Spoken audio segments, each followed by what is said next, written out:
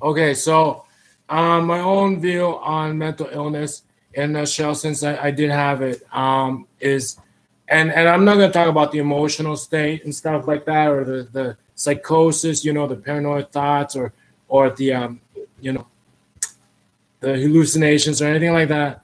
Just not talking about the physical brain because of what we learned about poverty and the stresses that kids face at a younger age. But it's analogous to the stress that can break, the physical stress, the physical environment that can break somebody's brain. And so we know that the brain, not only is it a circuitry of electrical impulses, but that there are centers in the brain that releases chemicals, right? So it's electrical is a circuit of electrical impulses that sends currents to different parts of the brain that releases chemicals, and it's these chemicals that help you think, right? So these chemicals are like the engine oil. They're not the gasoline. A lot of people will improve their diet, right? Improve their diet, will exercise, will get stronger. That to me, that's more like the gasoline, right? But these chemicals in the brain are like the engine oil. They're like the engine oil, or like they're like the exhaust fumes of a car. So when the exhaust gets too dirty, the exhaust can, if you ever take care of your car, it gets to a point where the exhaust is so dirty, you have to take it off the road, right? It's like the exhaust is so dirty, you have to take it off the road. And we think this only happens to like older cars, like older people, like people with Alzheimer's, people with dementia. Their exhaust, from their brain gets so dirty, you have to take them off the road, right? It's like dementia, Alzheimer's, 60, 70, 80, 90 years old people, you got to take them off the road. And so the chemicals in the brain are like, they're both like, they're more like the engine fluids than they are the gasoline, right? The gasoline is your diet, sleeping, staying clean, staying active. That's more like the gasoline. But these chemicals in the brain more like your engine fluids and the exhaust. So at some point, the exhaust can get so dirty they actually take your car off the road, right? You know that, and for old people, that's usually we think with age that happens naturally. Like, what do you expect, right? It's such an old car. It's such a huge pollutant. So dementia, Alzheimer's, and then the rest is like engine oil. But you gotta know this: if you don't replace your engine oil, or if you like keep like if you're shifting like your shifter, back in the day when before automatic gear shifting, if you shift wrong and you kept burning up your transmission fluid, your car ages before its time, right? So if you abuse the heck out of your engine without changing the fluids regularly, without properly maintaining it, like your brain, it's gonna burn out before its time, right? And so you're gonna get dementia. And what is it like, mental illness? It's like having Alzheimer's and dementia before your age. Old people, if they have dementia, they're like, "Is that you? Is that you?" It's like, "Who is it?" Or it's like, I'm good. It's like, "Mom, it's me, it's your kid." Like that, right? Old people when they have dementia is the same when you have mental illness, except you're young of face and body like that, right? So the easiest way to understand mental illness is like dementia and Alzheimer's in old people, you know. So so how do you change the engine fluids in your brain, right? Well, let's start with like what happens to it, right? Say if you're poverty, right? You're a young kid in poverty or a refugee kid, right? Your environment is stressful for sure. Like, and we're not just talking about like, why don't you just stay in, kid? Why don't you stay in and do your homework? These kids are exposed to like gang violence. They're exposed to like you know, war and combat. Like there are soldiers shooting bullets at them or around them, maybe even hitting their parents, killing their parents. It's like, oh my God, it's so stressful, right?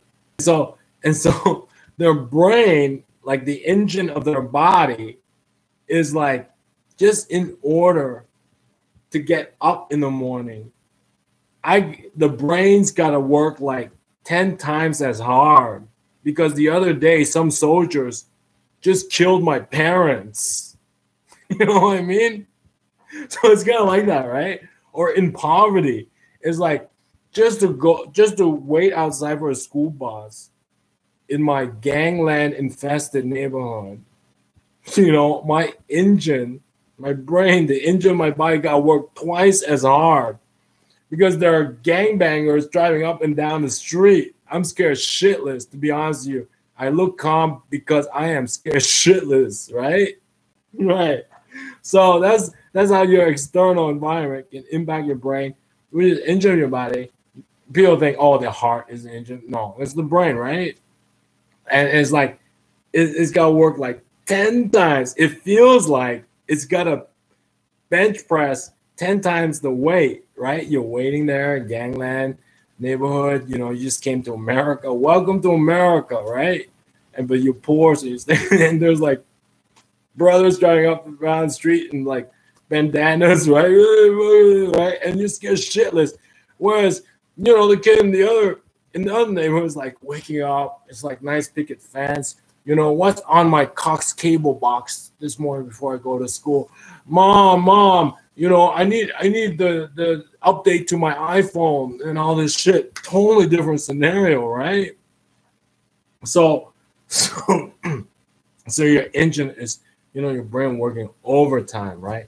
And so as you can imagine, like those chemicals in your brain, it gets worn out, like the engine oil gets used up, right? Your transmission fluid just thins out, right? It picks up more pollutants, right? And your exhaust just becomes dirtier.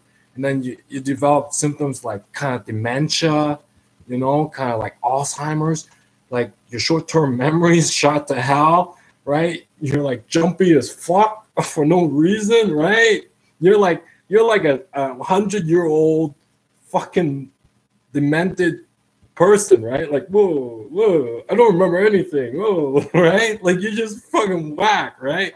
So that's basically mental illness, right? And it can happen to you.